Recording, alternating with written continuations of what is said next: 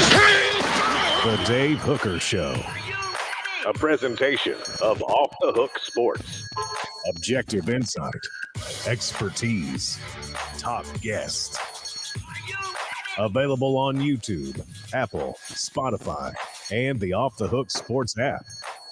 Download now for free.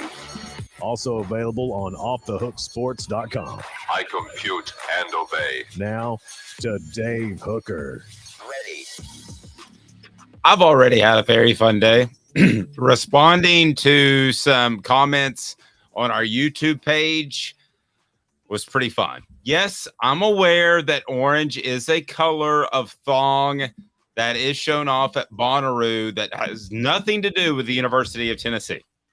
But there were a lot of orange thongs, and it was in Tennessee, Caleb. And I am aware, too, that the Bud Light woke thing is a real thing that I should have been aware of. I am ignorant at some places, Caleb, but I'm sticking by there were a bunch of Tennessee fans wearing orange thongs at Bonnaroo. I'm sticking by that. Do you think I'm right or wrong on that? How are you today, sir? I can't speak because Bonnaroo is so national. Like, I know friends from Maryland who went to Bonnaroo. I will say that, like, you know, not knowing about the Bud Light controversy, I wish I didn't know about it because I feel like I'm dumber for knowing about it. I know there are some of these controversies out there that you wish you had zero idea about it. And so we had a lot of responses to a lot of different things we talked about yesterday, but we've got real sports, real football. We're talking Cruton today on the program. Tennessee also adds an assistant coach, one of those analyst roles. We'll talk about that. He's from the NFL, so that can only help. And just how involved is Vegas going to get in sports? I'm telling you, that is just beginning. And Tennessee is projected to be the consensus number 9 team in terms of ranking all teams in the nation for the next 3 years, not this year. So my question, is that good enough? Also, Josh Ward will join us as he does each and every Thursday. We look forward to that. His thoughts on expectations, and is number 9 just good enough? But first of all, Tennessee adds a commitment, and he's got a great name, by the way. The Vols add Max Anderson. This is a very significant pickup. Let me get your take first. We'll get to 4 downs to break down the commitment of Max Anderson out of Frisco, Texas, 6'5", 309 or so pounds, depending on if you catch him in the morning or in the evening. And this is a big pickup for a couple of different reasons. Let me first get your take, Caleb, because I've followed recruiting a long time. And other than maybe a guy named Nico, with all of the periphery of this commitment, I think it's as big as anyone that Tennessee has gotten under Josh Heupel. And I'll explain why. First, your thoughts on that statement, and what do you think about the pickup? Please hit the like and subscribe button so we can open it up to more SEC and Tennessee fans. What do you got, Caleb? Yeah, I am absolutely with you on this. I think this is a huge pickup, a high-value national prospect who, unlike Jordan Burns, who technically was a 4-star, was kind of being courted by lesser schools. Max Anderson was not being courted by lesser schools, and he had connections to other schools. This is Dave, you talked about it at the beginning of June. These are the type of battles that if Tennessee is going to return, Heupel's got to win some of them. And winning a battle like this is a huge deal. And this is a huge pickup, and it addresses a huge need going forward that was a concern for Tennessee. You can't say enough good things about this pickup, except maybe Max Anderson, I think, lacks a little versatility. I think he's going to be stuck at guard. You can't really move him to tackle. And so that might be the one drawback. But heck, how often are me covering recruiting, and you've covered it more than I have, typically the 4-stars or the 5-stars are the ones who can play tackle. So if he's getting a 4-star recognition as an interior lineman, that's a huge that he's got to be a great interior lineman at that point. Yes, and for the most part, you want that versatility, a guy who can play tackle and guard. But are you going to pass up a guy that can be an elite guard? Absolutely not, especially in this offense. They don't do a ton of pulling, so it's basically man on man. And there's a lot of mauling involved in that you just got to beat the guy in front of you. A lot of that's about leverage, but a lot of that's about just pure strength. So they beat out Oklahoma, Alabama. They beat out programs Michigan. and Michigan as well.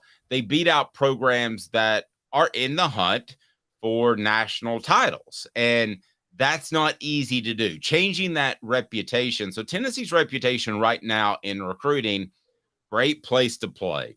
There's a great culture. They have NIL money. This is what they're selling in recruiting. They're also selling the fact that you probably are going to be a part of an exciting offense, especially if you're a skill position player. But now you're selling that you're going to compete with a guy like Max Anderson, and they should be able to sell that because they almost made a 4-team college football playoff last year. So with Max Anderson, you're telling that young man you're going to compete for a championship. I think this is somewhat analogous, and I know I go back in time far too often. If you go back to the Jeff Coleman class that was in 95, that was the number one class in the nation. And our Celebrate 98 series will roll on. We've got Travis Stevens coming up this weekend. But then you go to the next class, and it was every bit as good. They are convincing people like Max Anderson that you can win a national title at Tennessee. And that's the next step for the Vols if they're going to become a truly elite program. And by elite, I mean around the top 5 at a minimum each and every year. This is that type of cat. I can't say enough about the young man and what he brings to the table. A consensus 4-star may just be a guard. You may be right, but I don't hate his feet after watching him. I don't love his feet, but I don't hate his feet. And if he's got good enough feet to play tackle in a pinch, I think, but he's probably a guard. You're right. But I mean, what's wrong with a massive guard who can move people in the interior of the offensive line? And remember this too, with the splits, Tennessee doesn't have a lot of help. A lot of times it's one-on-one. So they're going to have to get these sort of guys. And you go into Texas and pick up a guy. Tennessee hasn't had a great history in their prospects from Texas, but I kind of think that's just coincidence. And there's no reason to think Max Anderson can't be on the field in 2024 and can't potentially be a starter in 2025. I believe he can.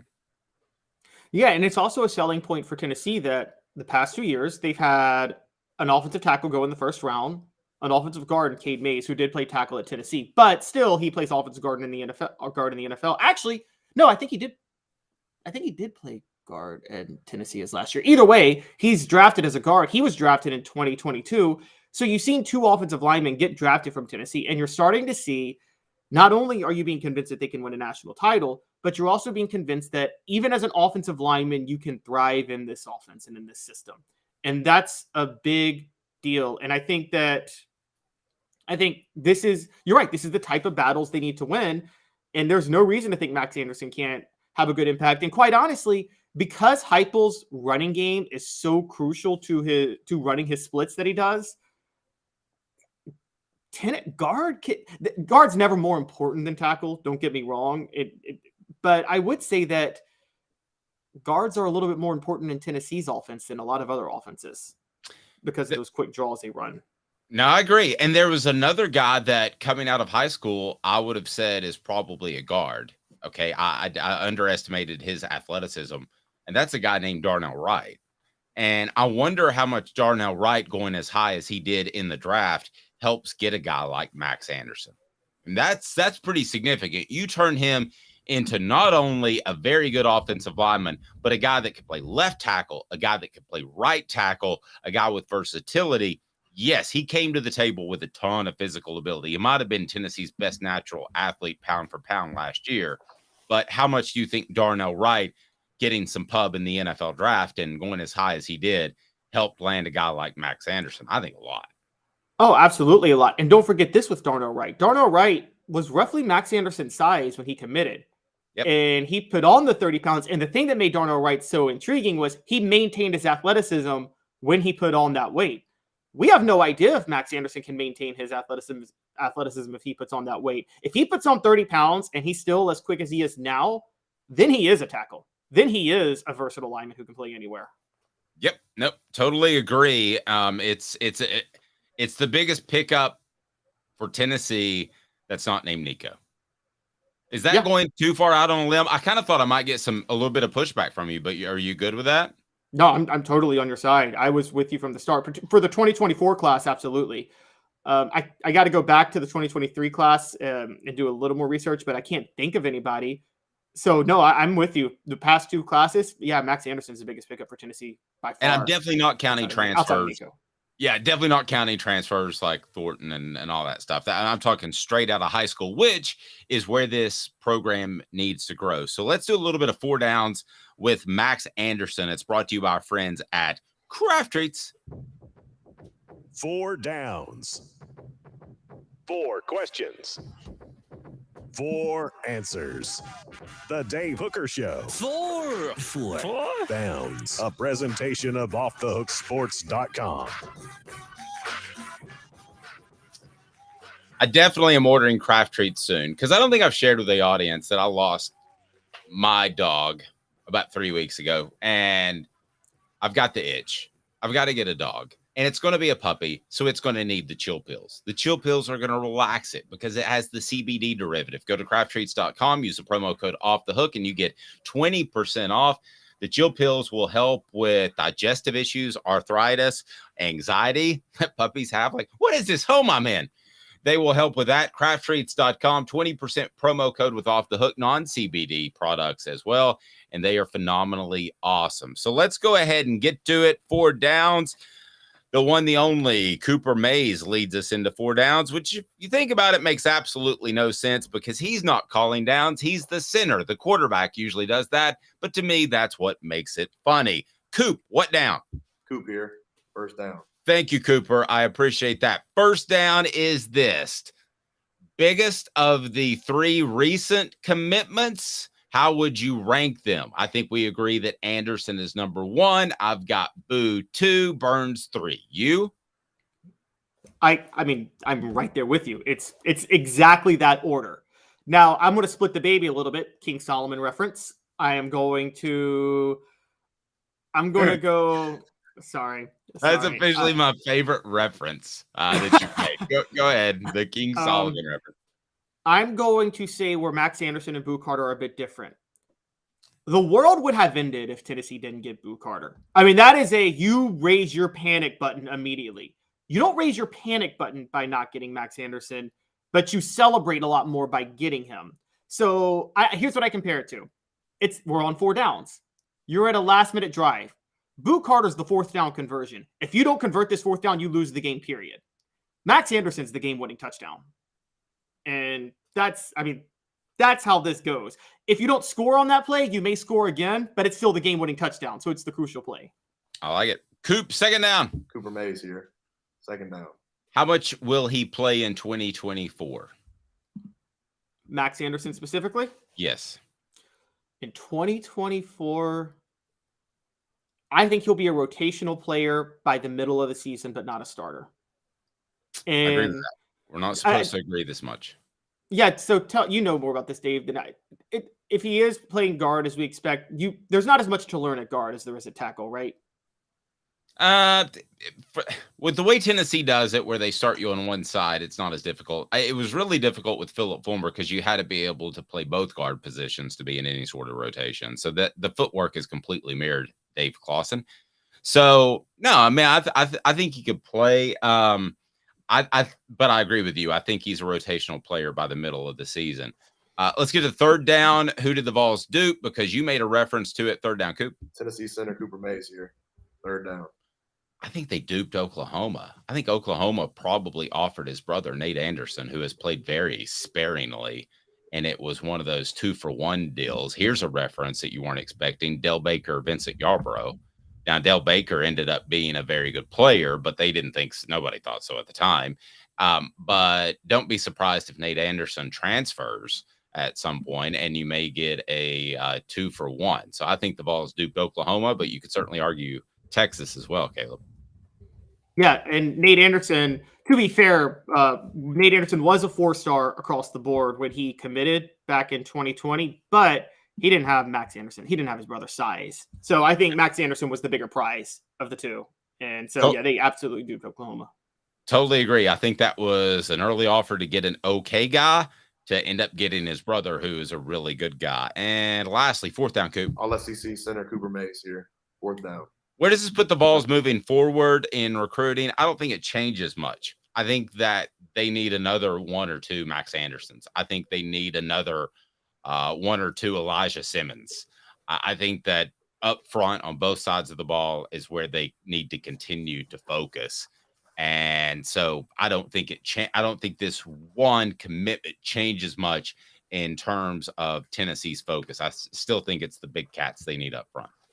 Yes, I agree. They still need more work. We said yesterday, funny enough, before this happened, we said offensive line was where they need to focus, and they need 3 to 4 high-profile offensive linemen.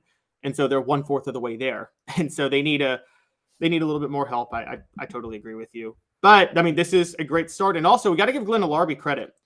Max Anderson committed because Alarby got in early on Anderson before anybody else was offering back in 2022. And I think, we've questioned Heupel's staff's ability to evaluate talent, but they're getting a lot of these commitments. If you notice, they've committed because Tennessee got in on them early before they were noticed. Yep. And at some point, they don't have to continue to do that, but they do now. I mean, At some point, you can just roll in and you can say it's January. You're getting ready to commit in 3 or 4 months. Tennessee is the place you should be. But right now, they still have to do that. Hey, look at my guy, Raleigh, saying, good morning, everyone. It's time for Daily Vol News with the 2 best morning hosts. That's nice of you to say. I appreciate that.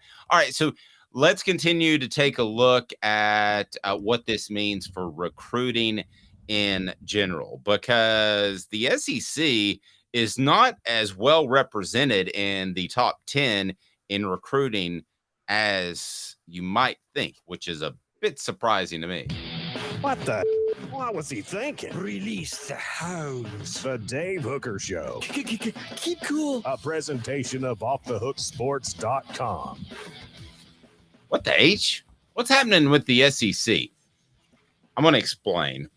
Georgia, number 1. Michigan, number 2. Florida, number 3. Ohio State, number 4. This is the recruiting rankings for the 2024 class. Notre Dame, number 5.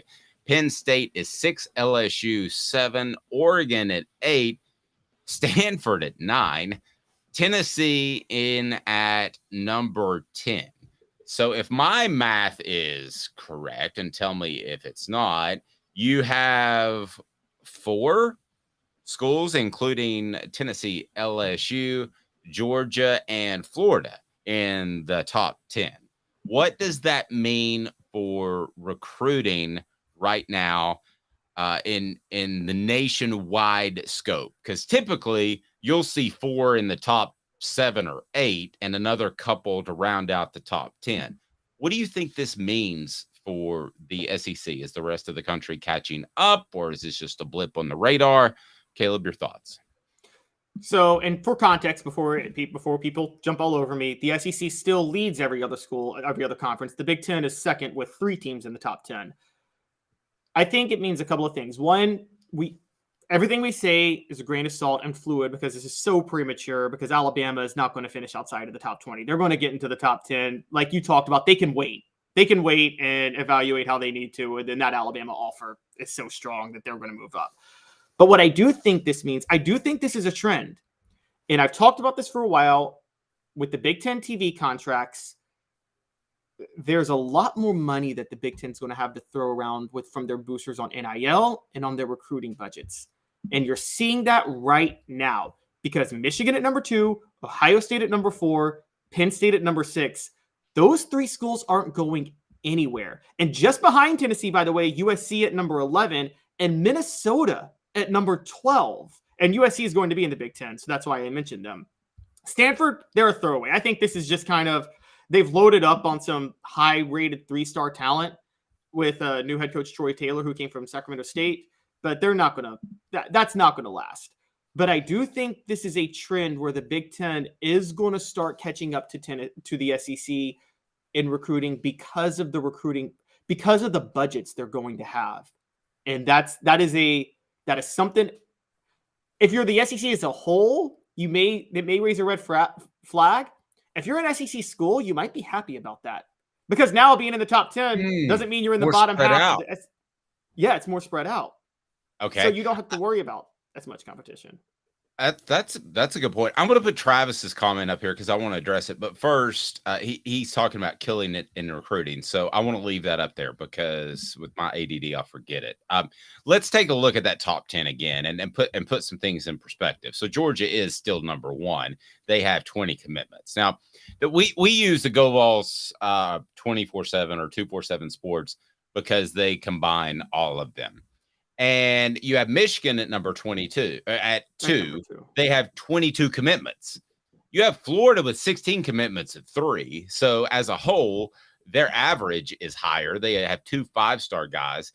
Ohio State is 4. Now, I'm not knocking their class because they've just got 14 commitments and 2 5-stars and 10 4-stars. The rest of them, though, could be explained away just by numbers. Notre Dame has 20 commitments. Penn State has 18. Now, LSU has 18 as well. But then you have Stanford with 23. So naturally, when you add all the numbers up, you're going to have a higher number in their rating. Tennessee, for instance, has 14 commitments. They could get on the phone this afternoon and call 4 3-stars and get up into the top 5 because that's the way the numbers add up. They don't want to do that. Why would they want to do that? Let's wait out. If I were them, I'd wait out for the 4 and 5-star guys, but they truly could do that. So if you look at Notre Dame, who has 20 commitments, and their commitments are always overvalued. Same thing for Michigan, who has 22 commitments. And then I would say Stanford with 23 commitments. They only have 5 4-stars. They don't have a single 5-star. Tennessee has 9 4-stars. So to me, this is the numbers and the way they're shaking out right now. If you ask me, where would I put Tennessee based off having 9 4-star commitments? They're going to be above Stanford. They're going to be above Oregon. And I know Oregon has 11 4-star commitments, but I just like Southeastern kids more for the most part. And I think there's some overvaluing there. We could go through this whole list, but Tennessee to me has more along the lines of a top 6 or 7 class, somewhere along that. Now I'm not nitpicking and I'm not playing homer here. I know a lot of people that watch the show think we're just huge homers. That's what I really believe. I think Tennessee will end up, based off what I'm seeing right now, reading the tea leaves, with a top 7 or so class. That's very doable. Now, they have to be in the top 5 eventually, but top 5 wouldn't surprise me after the Max Anderson commitment. It would not surprise me at all. And that would be monstrously significant. Now, Travis says, this is why I left it up because I want to get back to it because I had to switch screens. He said, my goodness, we're killing it in recruiting. How much more do we have to do to get in the top 5? That somewhat, I think, answers your question. And Tennessee is just in great shape right now. And if they wanted to pick up 5 3-stars, they could be number 1 by the end of the business day. But they're not going to do that, Caleb. They don't need to do that. And I think Tennessee is in fantastic shape at 10 with a whole slew of 4-stars. I don't think they trade where they are for any amount of money right now. Yeah, I would argue Tennessee has the effect. There should be recruiting rankings and effective recruiting rankings. And so I would say Tennessee has the effective number 7 class. I think Georgia clear-cut ahead of Tennessee. Florida clear-cut ahead of Tennessee. Ohio State clear-cut ahead of Tennessee. No debate with those 3, right? Yes. No, I'm totally with you. Yeah. And so I think where you get a little murky, I kind of disagree with you. I'm going to keep Oregon ahead of Tennessee only because while I think a lot of West Coast kids are overrated, I'm with you. I also think a lot of Texas and Middle Tennessee kids are overrated, and Tennessee they built a recruiting class off kids from there. So, I mean, I could go both ways with that. The two that are below Tennessee right now, there's two that are below Tennessee that I would actually move ahead of Tennessee. One is USC. They have 12 commits and 9 4-stars. So Tennessee's only ahead of them because of total number of commitments. And the one that's clear cut, I mean, honestly, Clemson should have a top 5 class right now. They got 7 commits. I mean, they got 11 commits. 7 are 4-stars and 2 are 5-stars. So, I mean, that's an effective top 5 class. So I would put Clemson and USC, Florida, Georgia, Ohio State, and Oregon ahead of Tennessee. I would not put Michigan ahead of Tennessee, believe it or not. I mean, 13 4-stars on 22 commits, I just don't think that's that impressive. So where do you think Tennessee ends up? Brought to you by Andy Mason, AndyMasonRealEstate.com. He has the best service, the best prices in the biz. That's AndyMasonRealEstate.com. Go there, buy your next home or sell your home currently. If you need to make a real estate move, don't lose thousands or tens of thousands of dollars by going with the wrong realtor. AndyMasonRealEstate.com. Over 40 years of experience in his office in the real estate biz. So do you think Tennessee ends up in the top 5, yay or nay? No, they end up in the top 7. But top 7 with Josh Heupel's scheme is all where Tennessee needs to end up to be able to compete with the top dogs. So gotcha. All right. Josh is with us. Josh Ward. Josh, I'm absolutely the worst host in the world. My apologies. Give me 2 minutes because I am way late. We'll be back with you. Josh Ward had a great column on offthehooksports.com about how expectations are high, but pretty much on the money. And the fact that Tennessee's in the conversation of being in the college football playoff and just Josh Heupel's 3rd year is pretty strong. 2 minutes, Josh Ward of the Sports Animal. Family has been creating jewelry since 1986, each piece unique with a story all its own. I'm Rick Terry with Rick Terry Jewelry Designs. I'm a jeweler, and I want to be your jeweler. We're grateful that you chose us to be Knoxville's best jeweler. My family and staff look forward to serving you. So please come see us. Kingston Pike and Campbell Station Road in the heart of Farragut and downtown on Gay Street, right next to the Tennessee Theater. Hi, Mike Davis here with City Heating and Air, reminding you to always dare to compare. Our team provides quality local heating and air service, installation, and maintenance across East Tennessee. We use only the best equipment like American Standard heating and air conditioning for your residential, new construction, or commercial needs. Honesty, dependability, and customer satisfaction have been the cornerstones of our business since 1961. City Heat and Air. Dare to compare. With all that sun, sand, and salt water, the beach is a very relaxing place. Unless you wear contacts. Ow! Open your eyes to the best the beach has to offer with LASIK vision correction from Campbell Cunningham Laser Center. Ah. Do you want to own the more that owns every job? Then get to Vassey Lawn and Garden in Cleveland and get you a Toro. I'm David Vassey, here to talk to you about Toro. With a Toro Zero Turn, you'll get more out of every minute and you'll reach the finish line faster. At Vassey's, we like to say, no matter if you're mowing 3 acres a week or 11 lawns a day, homeowners and business owners alike find confidence in equipment they can trust from top to bottom. Vassey Lawn and Garden, Highway 60 North in Cleveland. Man alive, it's worth the drive. These mountains hold and defend a spirit far better than moonshine. A drink that holds flavor that becomes necessity. A hard cider made and relished by folk who are as hearty as they are legend. A refreshment that can only be found in one place. With a taste that makes you say, give me 3 bottles of the good stuff. Tennessee Cider Company, where necessity can be found. Objective coverage. Hey, that's new. If we get caught, we're going to jail. The Dave Hooker Show, a presentation of Off the Hook Sports. YouTube, Apple, Spotify, and the free Off the Hook Sports app. I'm going to need to see some identification. Back to Dave Hooker. All right, here we go. Josh Ward. Josh, my apologies. I'm running late. It's just sketchy rookie mistake. I mean, you know me better. I've never run late before. Ever.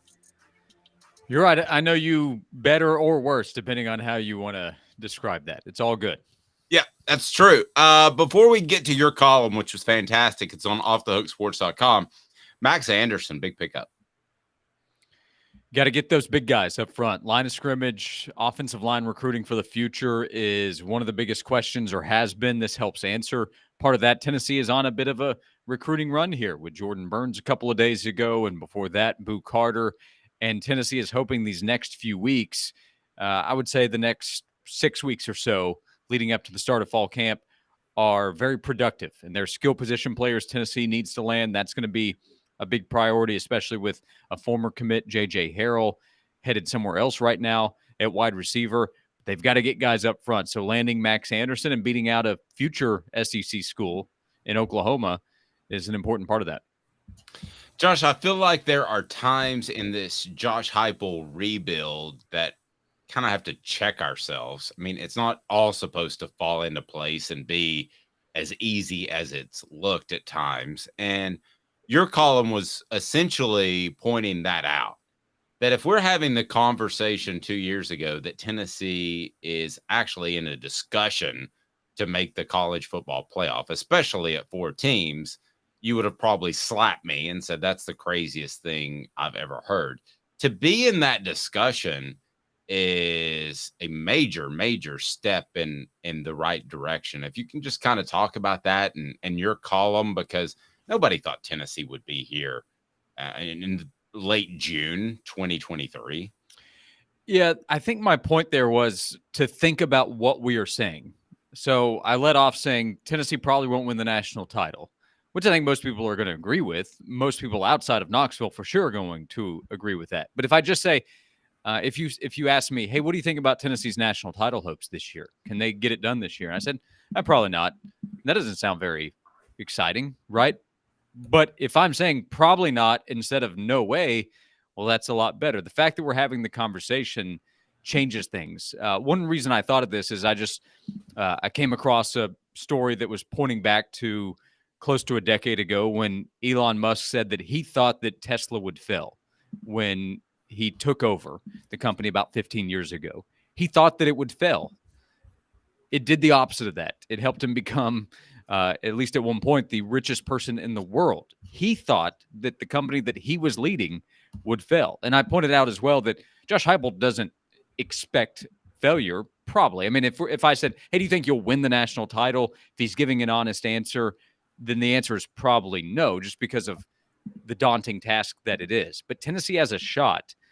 And going into the season, it's the first time that we've talked about Tennessee having a real shot at winning the national title in more than 15 years. This time a year ago, we weren't talking about Tennessee having a real shot at winning the national title. Once we got into the middle of the season, we thought, okay, maybe they do have some kind of chance. But off-season conversation, it's been a long time. It used to be an annual topic, but that's been a long time ago. By the way, Elon Musk, who I was hoping you'd work that in, has now said he's willing to take on Mark Zuckerberg in an MMA fight. Who would pay a lot of money for that? Dave's raising his hand if you're on the audio platform. Yeah, Zuckerberg would injure each other. Kill him, by the way. Zuckerberg would kill him? Kill him. Yeah. Oh, Zuckerberg a tough guy?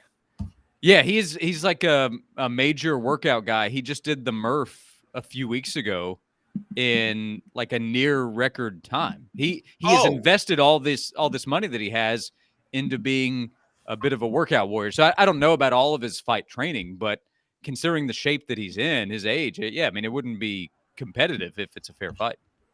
Oh man, I didn't know that. I was all people just think of him as some computer nerd sitting in his dorm room in Harvard from having watched The Social Network. That's not Mark Zuckerberg at all. No, he would destroy most people.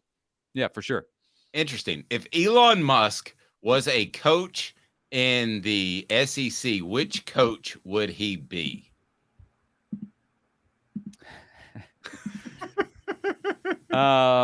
Well, he'd probably be a blend of coaches, but kind of a blend of Jimbo and Kirby.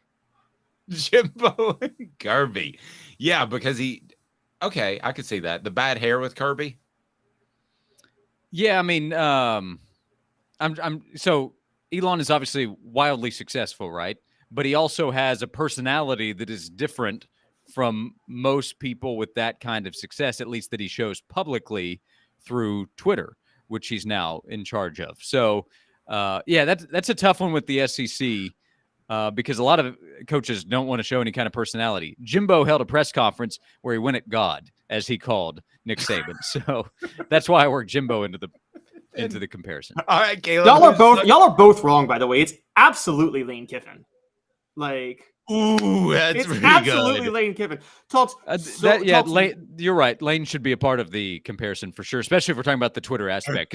Because speaking wise, Lane doesn't show a lot of personality. His is with his thumbs. I don't think he's as comfortable with it publicly. But Twitter, where Elon is based, yeah, for sure.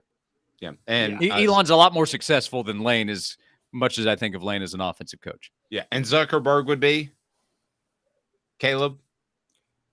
Who would Zuckerberg be? A quiet coach. Maybe we need to revisit that. Who's a quiet coach who stole everybody else's ideas and got successful off it? I mean, Oh. both Elon and Zuckerberg stole people's ideas, but still. Well, I wrote the column based off Elon's quote, so I kind of stole the idea too. I can't throw any stones.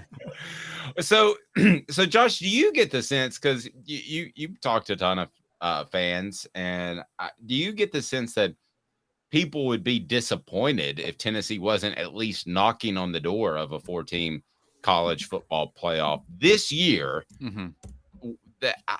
I mean, if you're around the 6, 7, 8, I think you should still be happy, but you're replacing a quarterback and all that. But do you get the sense that people would not be happy? Well, I think most people probably want to be in that conversation entering November, because the Georgia game is not until November 18th. It's funny how this conversation that we're having today will be different a year from now as we approach the 12-team playoff. But it's a 4-team playoff discussion right now to determine a national champion. So if Tennessee's out of the conversation before we get to November, yeah, I think a good amount of people would be disappointed. I mean, that means you're projected to go 9-3 at best at that point, which would be solid, in my opinion. That's only one game back from where you were a year ago, with a Heisman contender and a Biletnikoff winner and a top 10 pick on the offensive line. But the conversation's changed, which is a good thing for Tennessee. Again, that's the point of this. But yeah, if Tennessee goes into November and they're already out of the playoff conversation, realistically, I think that would disappoint a lot of people. Okay, I'm just going to say this. I think that Zuckerberg is Kiffin because of the social awkwardness. Go ahead, Caleb. Sorry. Well, Elon Musk is more social. These are two real winners. Kiffin doesn't say at some point Saban has to enter the conversation just because of all of his success. There is the video that came out from, I guess, Christmas time with him in the VR boxing. So I don't know how that factors into the tech part of this. But at some point, Saban has to be included in the comparison because of the winning. Yes. Who invented MySpace? Because I can tell you who that would be. Yeah, that Tom. would be... Oh, who? Tom. Yeah, his name was Tom. Yeah, Tom. Now he's like a world-class photographer. And by the way, he's not. He would not be Beamer.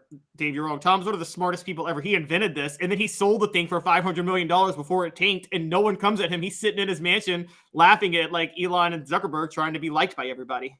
So you're saying Beamer's stupid? I mean, okay, go ahead. I mean, the dramatic pause. All right, continue, Calhoun. Let's get straightened up here. Josh, I wanted to bolster your article a little bit. I did some digging, funny enough, on my own. And Tennessee, for those who don't know, since their 1951 national title, has only had 5 preseason top 5 rankings since then. 96, 97, 99, 2002, and 2005. None of those years did they win the national title, by the way. It was 98.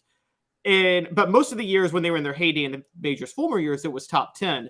So would you say 1 to 5 is like you expect to win the national title, but 6 to 10 is you probably won't, but it's not crazy if you do?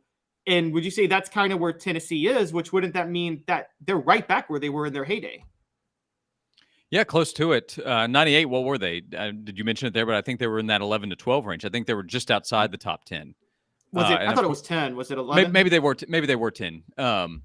But so yeah. So either way, there's no real difference there. That's about where this team is. Probably ranked a little bit below there when the polls come out. My guess would be in the 12 to 15 or 16 range. Total guess. But that's about where Tennessee is, which is about where Tennessee was when they were at their best. So yeah, they're a part of that conversation. Now you just need to show that you can keep doing it, and you have to recruit at a higher level to realistically be where Georgia and Alabama are, and maybe where LSU is or where it's been previously when they're competing for titles. They just had so many players, and Tennessee put together a good 23 recruiting class. You guys were just talking about what they could get done in 2024. And if you continue to stack that, then you have the ability, as long as you keep your coaching staff together in terms of Josh Heupel and the strength program and all that, you're going to have coaches come and go, but sustain that. Then you can really build something, because Kirby did a really good job early on, but it took several years and he had to answer several questions about whether he could actually win the big one. So expecting it right now would be unfair. Pointing out that Tennessee is in the mix right now, if you go by win totals, Tennessee is tied with LSU in most spots. It might be different in some, but at 9.5 wins. Only 2 schools are better right now, Georgia and Alabama. That's another statement of where Tennessee is. Now they just have to go out there and prove that what they did last year can be repeated, or at least close to it, in terms of winning a bunch of games, being competitive in all of them. That would be the goal. And then you hope that you get enough breaks that go your way. Want to get your take on this. It's today's tough question, because there's a national media outlet that believes that Tennessee will be a national power for the foreseeable future. Today's tough question is now, and it's brought to you by Zen Sports. Today's tough question. Take a side. Take a stand. The Dave Hooker Show, a presentation of offthehooksports.com. All right, so ESPN does this future ratings, Josh, where they say that Tennessee will be a number 9 team over the next 3 years. So it's not just this year. Obviously, it's 2024. It's not 2025, but it's number 9 over the next 3 years. This may or may not be new. I haven't seen this before, but I find it very interesting. So today's tough question is number 9 consensus. When we average them together at the end of each and every year, will they be 9 better or worse after 3 years? The end of the year average of where they finish. I will say better. Okay. I'll say better with recruiting, the offense, and quarterback play of what I expect it to be. All right. Caleb, what about you? I'm with Josh. I'm going to say better. And the biggest reason I'm going to say better is a couple of the teams that are ahead of Tennessee in this. Looking at you, Clemson, I don't think we'll be ahead of Tennessee long term. But by the same token, Josh, again, do we get back to the conversation of we are setting the bar very high? 9 would not be bad for anybody not named Georgia, right? Yeah, the only programs that should be disappointed by that off the top of my head would be Alabama, Georgia, Ohio State. LSU has a higher expectation than that, I'd say, with Brian Kelly being hired and just what that program has done and what it's capable of. Other than that, Michigan back-to-back playoffs, so maybe them, USC with Lincoln Riley. There aren't 9 schools, I guess would be my point. So if Tennessee's in that position, I think that's terrific. If that's where it is and it's because of a 7 or 8 finish, a 9 finish, an 11 or 12 finish, that would be tremendous consistency. You might find disappointment at the end of that 3-year run, but I think that's a tremendous prediction for Tennessee.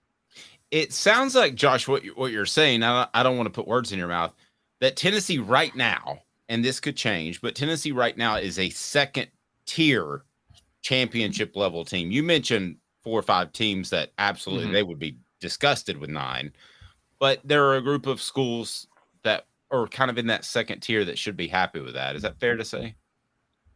I think so. Now, the ultimate goal is to win a title. Like what Tennessee did last year is terrific, but part of that is because of where Tennessee had been leading up to it. If we go back to that 95 to 99 run and even several years after that, the expectations for Tennessee football were to compete for a title and then go win one. And after 98, they weren't able to go win one again.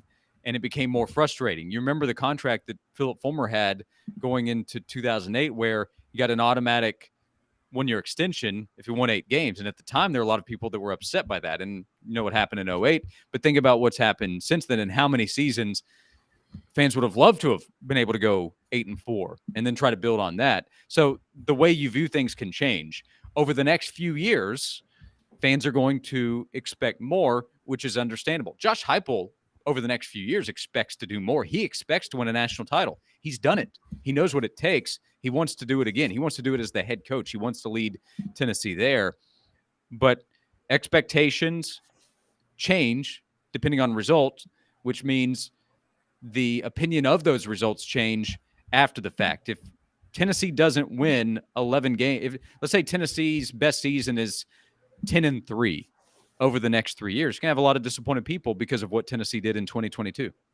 Yeah, and I don't think anybody would turn down a 13, a 14, and a 1, which would average out to 9.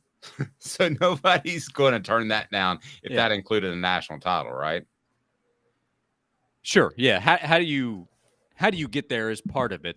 But let's say over the next 3 years, Tennessee doesn't have better than a 10-2 regular season. They do have one playoff appearance in the 12-team playoff, and I don't know what they need to do there, but they don't win the title. So they don't have any SEC titles, and they don't have a national title at the end of the next 3 years. A lot of people will be happy.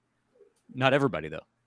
Interesting. Zen Sports, the new sports book in Tennessee, revolutionizing the way you earn sports betting rewards. That means no more deposit bonuses that turn into deposit nightmares on Zen Sports. What you see is what you get with our cash rewards program. You get a lot of cash for a welcome bonus. Earn an unlimited 5% cash back on your betting volume for your first 15 days when you sign up with the promo code HOOKED. That's HOOKED. That's right. Unlimited 5% cash back. Keep betting. Keep earning with 3% cash back on your betting volume every month after that. And refer friends to earn a percentage of their betting volume as cash rewards too. Zen Sports is bringing the cash back to Tennessee. So if you bet big on sports, you want to be betting on Zen Sports. Zen Sports betting just got better. Zen Sports. Caleb? Josh, when we're talking about where Tennessee's going to be over the next 3 years, obviously recruiting comes into play. I told Dave the last segment, I don't know if you had heard this yet, but I said I don't think Tennessee has to recruit at a certain level, but I don't think they have to be top 3 to 5 every year because they are the type of team that, like Spurrier with Florida in the 90s, has a coach who's going to give them a schematic edge that can overcome maybe not being top 3. Where do you stand on that? Do they still need to recruit right there on the level with Georgia, or do you think with Josh Heupel they can maybe be just a tad below and then out scheme Georgia to win? Yeah, I think you're probably right overall if you're looking at recruiting rankings in a recruiting class because of what Tennessee can be offensively. My guess is that Josh Heupel will keep that going and that Tennessee will continue to play at an elite level on the offensive end. If that's wrong, then we're all wrong in terms of what Tennessee's going to be over the next few years. The exception, I would say, in terms of how high of a level they need to recruit is along the line of scrimmage. I don't think there is an exception there when you're going up against Georgia, Alabama, the best teams that you will play to try to win a national title, and that starts in the SEC. Look at what Jalen Carter did last year in the Tennessee-Georgia game. He wrecked Tennessee's offensive line, and there's a reason, despite his off-field issues, he's a top 10 pick in the NFL draft. Hendon Hooker and Jalen Hyatt were terrific against Alabama. But do they win that game without Darnell Wright? If they have an average right tackle instead of Darnell, in my opinion, no. And I don't think there's a chance. So they need to recruit at a very high level. Tennessee has they have good offensive linemen. They have some guys on the defensive line. They need more of them. You need as many guys as you can find. You need a game-changing player on the defensive line. You don't have to have a bunch of top 10 picks at tackle and across the offensive line. But Tennessee needs more of those guys. Look at Cooper Mays, who is a part of what goes on here at Off the Hook Sports. He is so important at center. If he is injured, there's a ton of concern of what happens if he's unavailable. So you need more guys that you can count on the offensive line. So recruiting at that position will be so important. That's why landing battles for players like Max Anderson is so important, because Tennessee staff said, we got to have this guy. They went out and got him. So they need more of those type of players. It's actually in his contract, him and Jacob, he's not allowed to get injured. Okay, well, that's good. Well, Jacob's a Farragut guy. You don't have to worry about him. That's right. There was a moment, I can't remember the game. My wife and I were watching it, and they both got banged up within 6 plays, and my wife just goes, "Oh my Lord."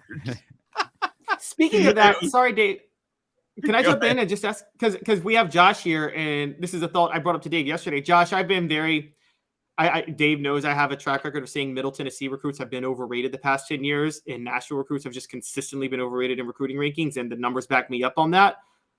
Is there a new trend, though, of Knoxville and East Tennessee recruits being massively underrated? I mean, Tennessee's like churning out some real talent from the Knox Catholics and the Farragut Academies and the Powell High Schools right now. Oh, here goes Josh talking about his admirals. It's boats and soccer and boats and a little bit of football. Go ahead, Josh. Well, all of that, in fact. All of that. Yeah. You want to diversify the portfolio. Farragut approaches the same. To Caleb's point, I think a lot of times we've seen offensive linemen, and there have been a few from Farragut that have been kind of overlooked, and it's a difficult position to try to evaluate because a lot of times you're talking about guys that are 260 to 280 pounds, and how are they going to grow and how will they develop? But Farragut has had guys, Tyson Claybo, this is years ago, but then Nathan Gillum, who's now with the Cincinnati Bengals, went to Farragut, went to Wake. Jacob was his older brother that went to Tennessee. Catholic's produced a lot of talent. Catholic has done a really good job and will continue to do that. Amari Rogers wasn't necessarily underrated. Tennessee just couldn't get him to Knoxville. He wanted to go away. T. Higgins at one point wanted to go to Tennessee. Fans are probably not interested in me bringing him up now, but he was a highly touted guy. I think across the state, Middle Tennessee, Knoxville, Chattanooga, the west end of the state has always produced talent. I think that will just continue. There are a bunch of Nashville guys that Nashville and Murfreesboro that Tennessee has coveted. That includes this 2024 class. So I think that will continue to be a priority. People are moving to the state of Tennessee. So there will be more athletes that I think that are available for Tennessee to try to go after. That's not going to be an entire class. You have to recruit Georgia, the Carolinas, everywhere. But Tennessee's producing more talent, and that includes the Knoxville and East Tennessee area for sure. Are we all, going back to Josh's column, are we all on board saying that it would be somewhat of a disappointment if Tennessee didn't make a 12-team playoff, not this year because they don't have it, but the next 2 years? Yes. Is that where we are? Yeah, so if Tennessee misses the playoff in both 2024 and 2025? No, I'm taking it a step further if they just miss one. Oh, so they've got to make both. Yes. Well, in that particular season, yes, I think that would be a disappointment. For the state of the program, no. Assuming we're not talking about they missed it because they went 7-5. So I would say that's an in-the-moment disappointment. Like Tennessee basketball losing to FAU after beating Duke. That was disappointing for sure because they had a chance to go to the Final Four, but that didn't mean the season was a disappointment to me. Same with losing to LSU in the World Series. That's a disappointing loss. Now, again, they were there, so that's not exactly what you're saying. But a year ago, Tennessee baseball, they missed the World Series being maybe the best team ever. They didn't make the World Series. Hugely disappointing, not for the program. So I think that's what we're talking about. But, if a couple years go by and they haven't made either, that for sure will be disappointing and might bring up different conversations about where things are with Tennessee. Wow. Josh, great stuff. Be sure and lock the doors when you leave Area 51 because I'm not sure where you are right now, but it looks a little spooky. So don't forget to lock the doors. I'm going to lock myself in here Where if I run into Mark. Where are you? Are you at the radio station or home? Yeah, I'm at the station in the studio. Okay. Well, tell everybody I said hey. Yeah. Be careful if you run into Mark Zuckerberg out there. I'm scared to death suddenly of Mark Zuckerberg. Yeah. Josh is storing all the classified documents that all these different politicians stole. And they're in that room right there. How awful would that be to a guy who's worth billions and is smarter than you just to beat your rear too? Like I'm less of a man all of a sudden. Well, that's why I'm not going to fight him. I'm not going to make the same mistake that you obviously would have if I hadn't given you the heads up. I'll tell you what I'm going to do. I'm going to bring Cooper. That's what I'm going to do, and I'm going to be okay. Bring Cooper and Jacob, just to be safe. Just to be safe. Thank you, Josh, the Farragut Admiral who loves soccer, boats, and wrote a fantastic column on offthehooksports.com. Thank you, sir. You got it. Thank you. Listen to him noon to 3 on the Sports Animal. He's the best. We love Josh Ward. We certainly appreciate his time. And I say you're going to enjoy this time coming up because we're going to talk about Tennessee's newest hire on their coaching staff and also An interesting take by Josh Pate. Should the college football playoff committee use Vegas odds to determine schedule strength? And I'm not sure that I hate it like I thought I might. Stay tuned. 2 minutes off the hook sports. He's Caleb Calhoun. I am Dave Hooker. And Craving Wings South North Shore location, where we've heard people say that you can get the best wings in East Tennessee. Pero ¿quién es este? El número 87, Jacob Warren. I'll just do 6 of my sauce 87, please. Imposible, señorita. Dale 6 más. Look at these wings. Perfectas, deliciosas, fantásticas. Man, I don't know what you're saying, but it sounds awesome. How do you say fresh, never frozen in Spanish? Frescas, nunca congeladas. Make your way to Craving Wings and get you 6 más. But what was funny about Kate is we were a full continuum of care at that time. We had detox, we had inpatient, we had outpatient. So we were doing a lot of the things that we do now. But now we just do them so much better. It's really a simple program, but we're complicated people. I am what I am, and now I got to do something about it. You can take your life back. Call Cadis today. Got cataracts? We can fix that. Never miss another moment. With a little help from Doctors Campbell, Cunningham, Taylor, and Hahn at cctis.com. Do you want to own the more that owns every job? Then get to Vassey Lawn and Garden in Cleveland and get you a Toro. I'm David Vassey, here to talk to you about Toro. With a Toro Zero Turn, you'll get more out of every minute and you'll reach the finish line faster. At Vassey's, we like to say, no matter if you're mowing 3 acres a week or 11 lawns a day, homeowners and business owners alike find confidence in equipment they can trust from top to bottom. Vassey Lawn and Garden, Highway 60 North in Cleveland. Man alive, it's worth the drive.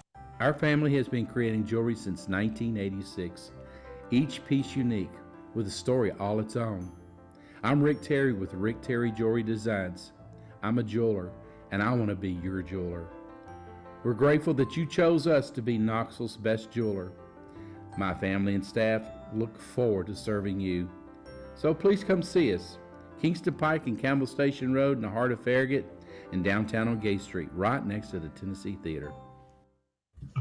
Who's this guy? Hello, wizard. The Dave Hooker Show, Who? a presentation of Off the Hook Sports. What? YouTube, Apple, Spotify, and the free Off the Hook Sports app. Back to Dave Hooker.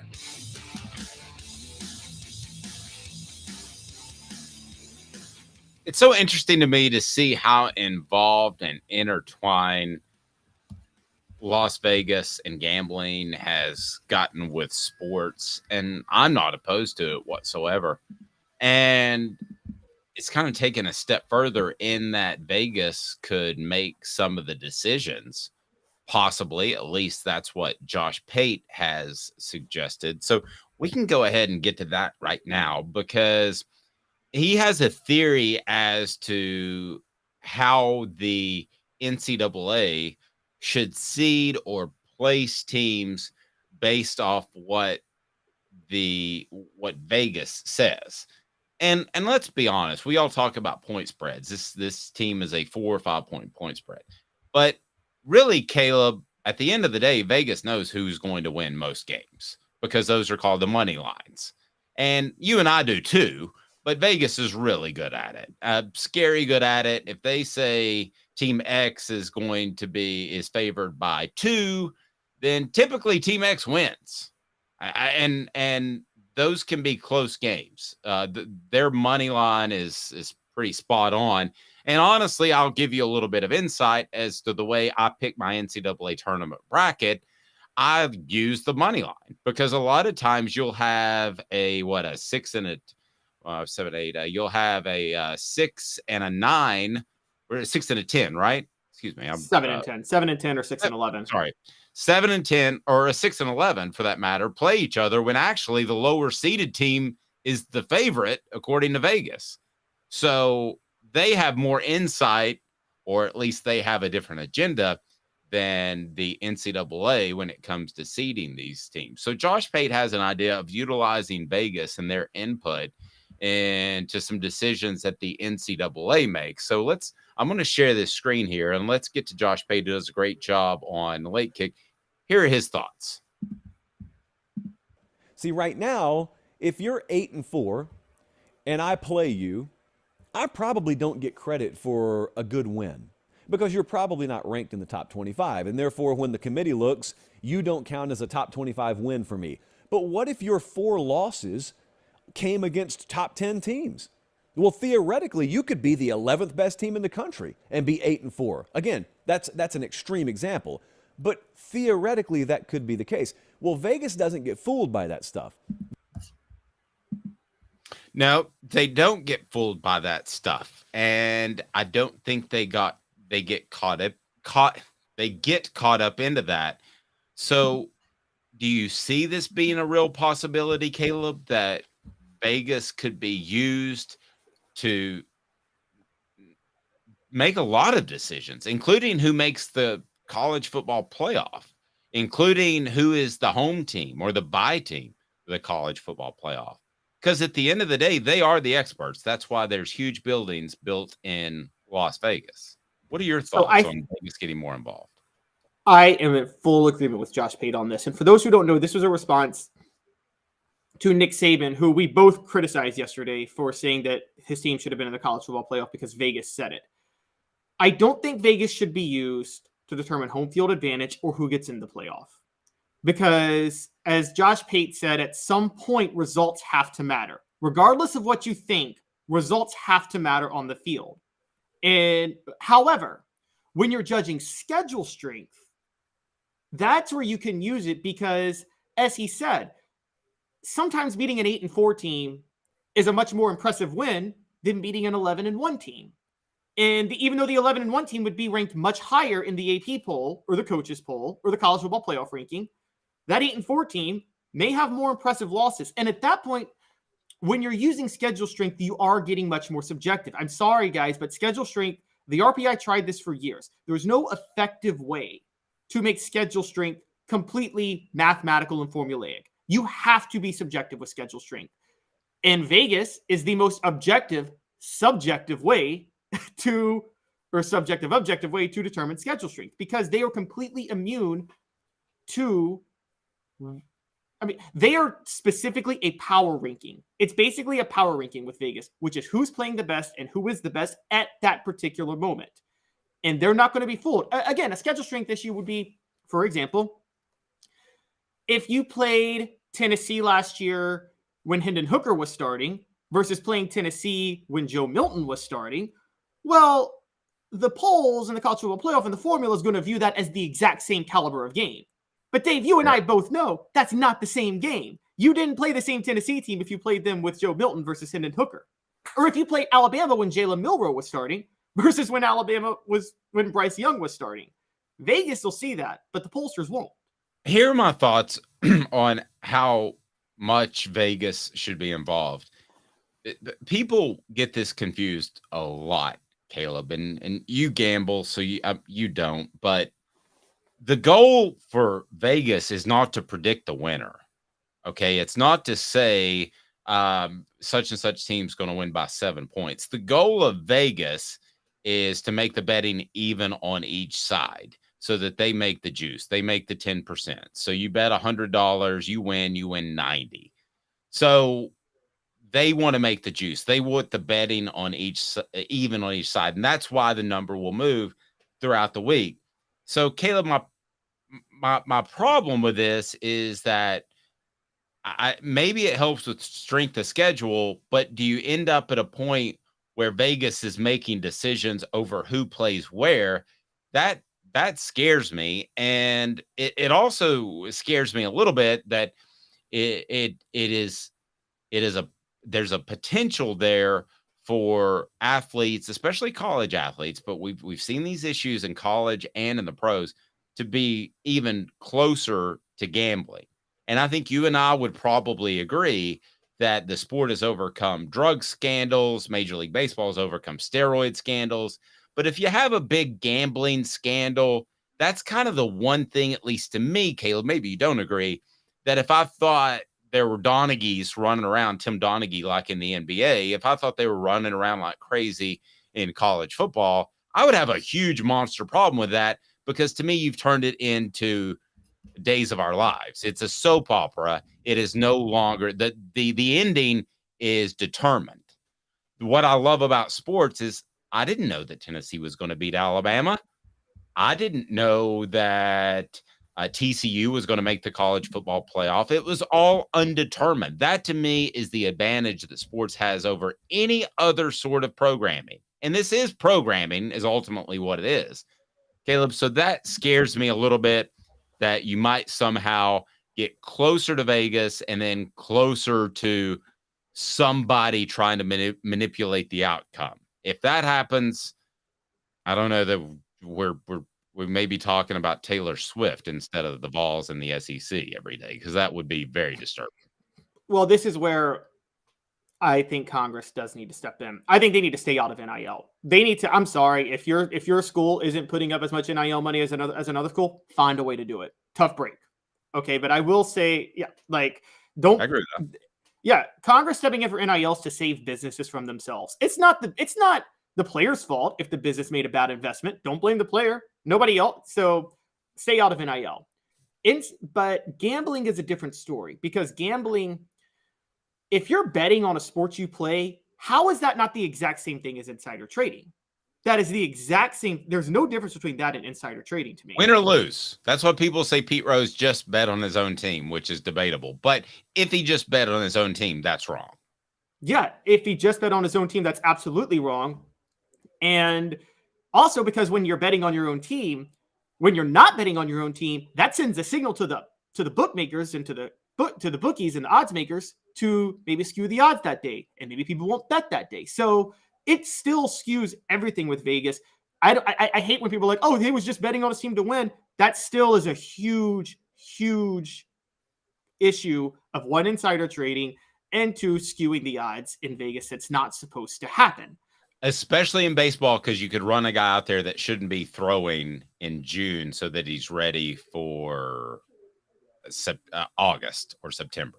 Right. Especially in baseball. But the same thing could happen in football. If you've got an offensive guard who could go, but maybe he shouldn't go because you're playing UTSA and you want to cover. I mean, that to me, you don't ever have to bet against your team for it to have a very negative impact. And by the way, yeah, like maybe like Alabama leaving Tyrone Prothro in the game, which was dumb already as it was. But like you could have a lot more of those if coaches are betting on their team to cover. And you would wonder now. At the time, Nick Saban was big about guys playing special teams, so I didn't wonder. Nobody wondered, and I don't think he would ever bet on his team. But I mean, it's not outside the realm of possibility that something like this could happen. Bassey Lawn and Garden, Man Alive, it's worth a drive. If you're in Chattanooga or Nashville, or how about even Knoxville, it's worth a drive because of their buying power. You will save thousands or tens of thousands of dollars at Bassey Lawn and Garden, Bassey.com to learn more. Man Alive, it is worth the drive. So do you think this is real? Do you think Josh Pate's theory might actually come to fruition in terms of the strength of schedule thing, or is this something fun to talk about in June?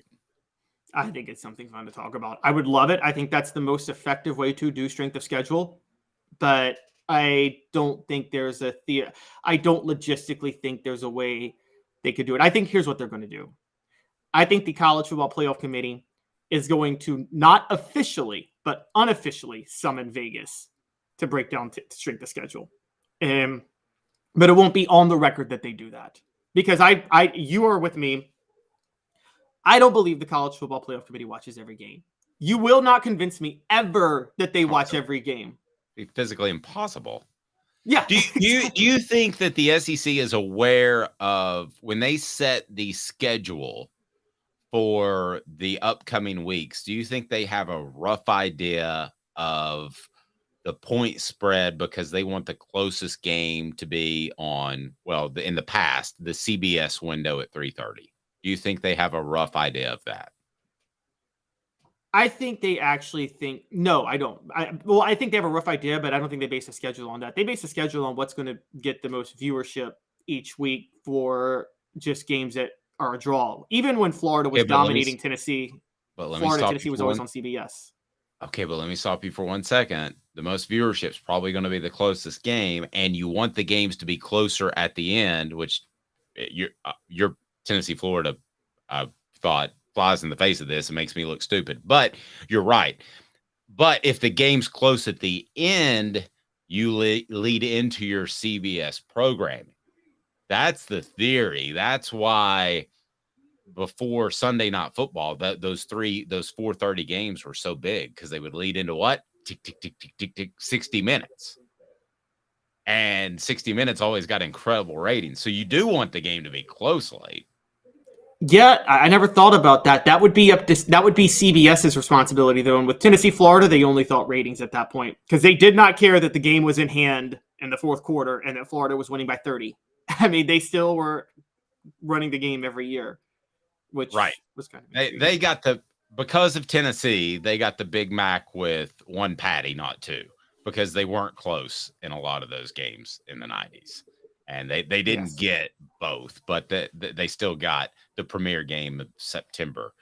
No question about it. All right, Tennessee with a new coach, and these analysts that come in, we can call them whatever we want to, but they're essentially coaching. And at a lot of the schools, I'm not going to say Tennessee, but a lot of the schools, when the media is asked to leave, these coaches run out on the field, which is an NCAA violation.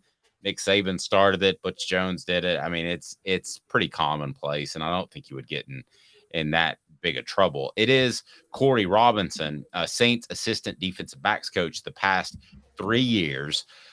I want to get to Willie Martinez and Tennessee's struggles in the secondary, how much of that is his fault. But first, tell me about Corey Robinson.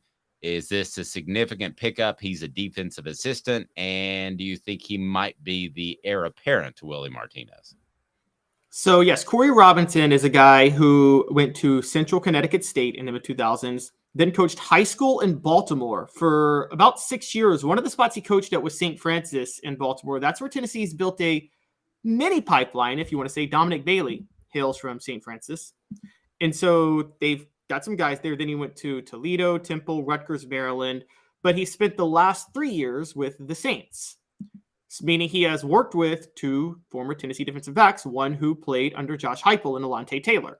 But he also worked with Bryce Thompson. And Alontae Taylor is still, until Darnell Wright was the best draft pick Josh Heupel produced out of Tennessee. So I think he's very familiar with what Josh Heupel does. I think Tennessee would be familiar with him, because all you got to do is call up Alontae Taylor and say, hey, man, I helped you become an NFL player, and it didn't look like that was going to be the case. What do you think of this guy that we're thinking about hiring? So I think that goes both ways. Yes, exactly. No, that's very true. So I think this is a very intriguing hire. And look, Willie Martinez is a longtime journeyman. I don't think he reminds me of Larry Marmie back in the day. Remember him, Dave, defense coordinator at Tennessee? I do.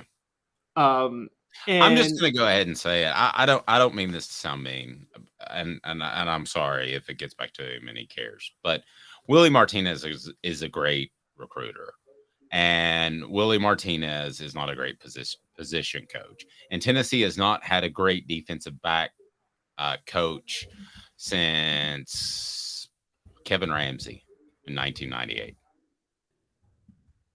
Can you? I thought you might be able to fill in the blank, but it's not Larry Slade, who took over in 99. He was horrendous.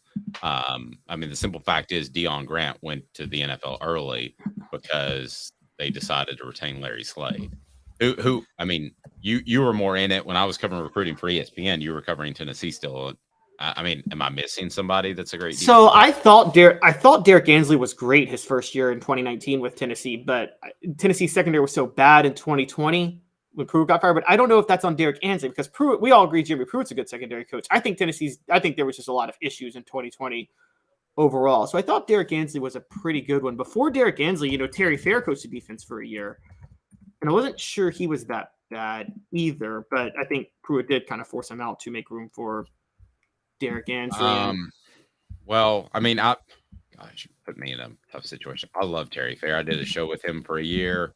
I think he's fantastic. I think he's a great individual. I think he's a great man. But if you look at what he's doing now, it's not coaching. So that was either partly because of the personal toll it can take on your family, or he wasn't very good at it. And a lot of times those are one and the same. So I think he wanted to coach, but I don't think he necessarily wanted to spend the time, and I can't blame him. I wouldn't want to. By the way, on his Wikipedia page, it says he also co-hosted The Drive, a talk radio show that aired on WNOX in Knoxville. I get no mention of that, of being the co-host and name of the Dad Blame Show. Nothing there. I mean, wow, Dave. Nothing. Not that I'm an ego guy, but for goodness sake. Oh wait, what about this? Okay, here's an interesting one. The kid in your Willie Matt Garza. What about him? Eric Berry did win the Thorpe Award that year. Yeah. He was solid. I'll give him that. Yeah, I'll give him that. Yeah. Yeah. But somebody needs to. Can somebody? And I mean, when Jeremy Pruitt was head, let's get back to that. Can somebody address? I don't have a Wikipedia page. What do you have to do to get a Wikipedia page, Caleb? You've got to get famous. So he was famous for their integrity. That's City Heating and Air Conditioning, cityheatandair.com. Over 50 years in East Tennessee. Integrity matters. Sometimes you don't need a whole new unit. You just need a part, or you just need some coolant. Well, the other guys are going to tell you, spend $10,000 on that new unit. Don't do it. City Heating and Air Conditioning, cityheatandair.com. You will absolutely love them. And when the temperature's getting hot, some of these units are going to fail. They will not fail like so many Tennessee defensive backs, Coach. Okay. Hey, let's try to, before we get out of here, let's try to answer Rookie Top Tom's trivia question. This is a good one because I don't know. Rookie Top Tom, the Caleb Calhoun show. Is he wanting to rename the show? Is that no? That's Rookie Top Tom trivia question. Who is the only player coach to win 3 national titles, both as a player and a coach? I expect great things from you, Caleb. Don't let me down. Wow. It has to be an Alabama guy, right? Well, okay. And a coach. Bear Bryant played for Frank Thomas, I want to say. Was it Frank Thomas or Wallace Wade who he played for? The first baseman from Auburn? No, not the first baseman. No. There was a legendary Alabama coach named Frank Thomas. I know. But like, again, see, here's the trick on this. Nobody technically has a three-peat as a national champion. So they had to have done it 3 times in 4 years. And you couldn't play 3. You could only play 3 years until what, 1970 something? So it's somebody. Yeah, because freshmen weren't eligible. Yeah. So it has to be somebody. Okay. Is it okay, we're going to tease this to tomorrow, because it's probably not great podcasting to sit there and watch you think. So we will have it on tomorrow's show. He's Caleb Calhoun. That's a good one, Rocky Top Tom. I hope you didn't just make it up. He is Caleb Calhoun. I'm Dave Booker. Yeah, he just threw it out there. Who's the only coach and player to win 8 national titles? Wait, Caleb just. Oh, I got it, because Rocky Top Tom gave me the hint. Bud Wilkinson. Bud Wilkinson. Very good. Nice. Okay, we'll leave you on that. This Bud's